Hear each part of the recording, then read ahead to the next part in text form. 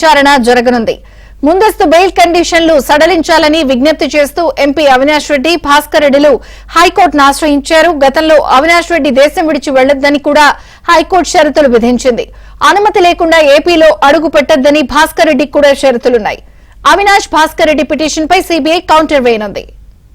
ఇక మరిన్ని వివరాలు మా క్రైమ్ ప్రతినిధి ప్రవీణ్ అందిస్తారు. ప్రవీణ్, వివేక హత్య కేసులో కీలక నిందితులుగా ఉన్నటువంటి ఎంపీ అవినాష్ రెడ్డి, భాస్కర్ రెడ్డి వీరిద్దరూ కూడా అవినాష్ రెడ్డి ముందస్తు బెయిల్ పైన ఉన్నాడు. మరోవైపు భాస్కర్ రెడ్డి రెగ్యులర్ బెయిల్ పైన తనకు బయట ఉన్నటువంటి పరిస్థితి. అయితే వీరిద్దరూ కూడా తెలంగాణ హైకోర్టును ఆశ్రయించడం జరిగింది. ఒక పిటిషన్ దాఖలు చేశారు.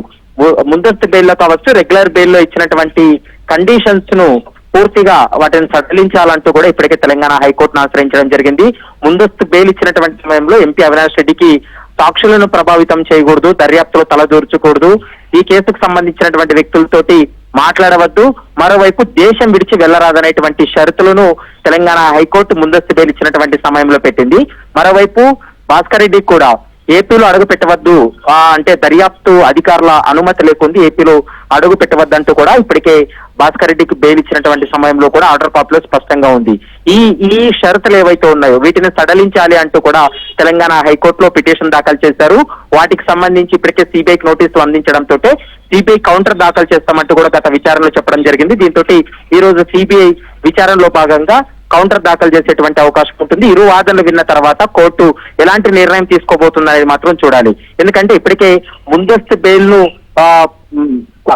బెయిల్ రద్దు చేయాలంటూ కూడా ఇప్పటికే సుప్రీంకోర్టులో కేసు పెండింగ్ ఉంది, పిటిషన్ పెండింగ్ లో ఉన్నటువంటి నేపథ్యంలో ఇప్పుడు కీలక నిందితుడిగా ఉన్నటువంటి అవినాష్ రెడ్డికి ఈ షరతులను కూడా సడలిస్తే తను ఒకవేళ విదేశాలకు వెళ్లిపోతే మళ్ళీ దర్యాప్తుకి ఇబ్బందికరమైనటువంటి వాతావరణం ఉంటుందనేది సిబిఐ భావిస్తుంది.